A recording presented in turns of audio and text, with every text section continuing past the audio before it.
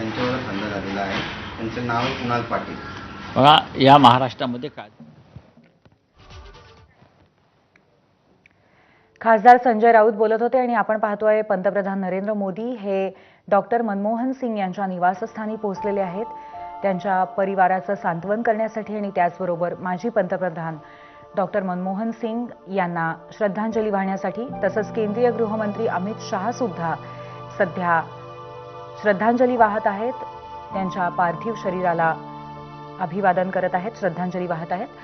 त्याचबरोबर JP नड्डा सुद्धा इथे उपस्थित आहेत. माजी पंतप्रधान मनमोहन सिंग यांचं अंत्यदर्शन घेण्यासाठी आणि त्यांच्या स्मृतींना वंदन करण्यासाठी ही वरिष्ठ मंडळी पोहोचलेली आहेत.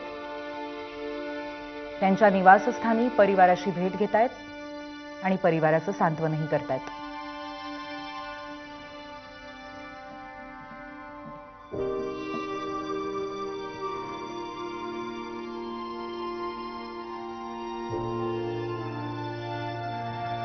आपले प्रतिनिधी सोमेश कोलगे आपल्याशी या संदर्भात संवाद साधतील.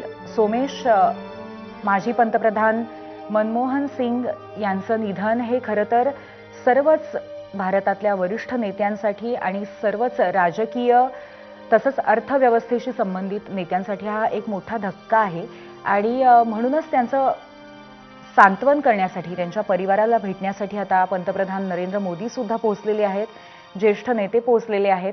काय सांगाल अधिक याबद्दल?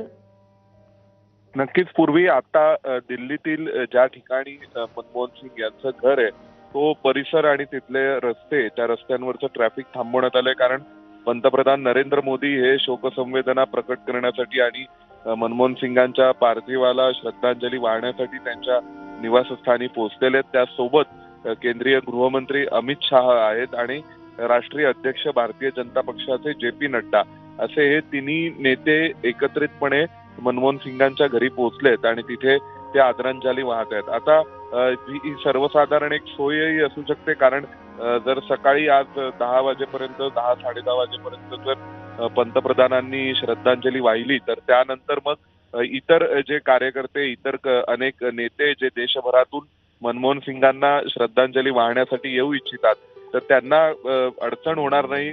त्यांच्या सोयीच्या दृष्टीने सकाळी लवकर पंतप्रधानांनी श्रद्धांजली वाहणं हे अधिक योग्य होतं आणि त्यानुसार आता पंतप्रधान नरेंद्र मोदी, JP नड्डा आणि केंद्रीय गृहमंत्री अमित शहा हे 10 वाजताची त्यांची वेळ ठरली होती, त्यानुसार ते 10 वाजता आता मनमोहन सिंगांच्या घरी आलेले आहेत. त्यांनी श्रद्धांजली वाहिली आणि इथून एकदा पंतप्रधान मोदींचा ताफा पुन्हा एकदा निघाला आणि केंद्रीय गृहमंत्री अमित शहा आणि JP नड्डाही इथून गेले की त्यानंतर मग इतरांना, सर्वसामान्य लोकांना, सर्वसामान्य कार्यकर्त्यांना, काँग्रेसच्या इतर नेत्यांना, अनेक देशभरातून जे काँग्रेसचे नेते इथे येत आहेत, तमिळनाडूचे मुख्यमंत्री मनमोहन सिंगांना श्रद्धांजली वाहण्यासाठी येणार आहेत, तर अशा सगळ्यांना येणं सोयीचं जाईल.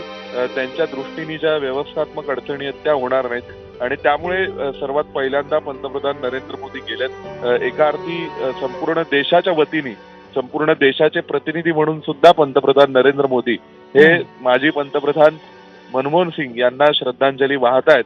त्यांच्या सोबत केंद्रीय गृहमंत्री अमित शहा आणि सध्या असलेला सत्ताधारी पक्ष, त्या पक्षाचे प्रमुख म्हणून JP नड्डा असे हे 3 नेते सध्या मनमोहन सिंगांना श्रद्धांजली वाहत आहेत आणि यांची श्रद्धांजली वाहून झाली की त्यानंतर स्वाभाविक मनमोहन सिंगांना श्रद्धांजली वाहण्यासाठी देशभरातून अनेक दिग्गज, अनेक वर्ष त्यांच्यासोबत काम केलेले सहकारी, अनेक त्यांच्या मंत्रिमंडळातील माजी केंद्रीय मंत्री हे सगळे येत आहेत, परंतु त्यांना सगळ्यांना व्यवस्थात्मक दृष्टीने इथे अडचणी नको म्हणून पहिल्यांदा पंतप्रधानच श्रद्धांजली वाहताना दिसतात. धन्यवाद सोमेश. तर देशाचे पंतप्रधान नरेंद्र मोदी यांनी माजी पंतप्रधान दिवंगत डॉक्टर मनमोहन सिंग यांच्या परिवाराचं सांत्वन केलेलं आहे आणि त्याचबरोबर त्यांचं अंत्यदर्शन घेतलेलं आहे. त्यांच्यासोबत भाजपचे वरिष्ठ नेते JP नड्डा आणि केंद्रीय गृहमंत्री अमित शहा यांनी सुद्धा जाऊन अंत्यदर्शन घेतलेलं आहे आणि यानंतर सर्व ज्येष्ठ नेत्यांचा देशभरातल्या एक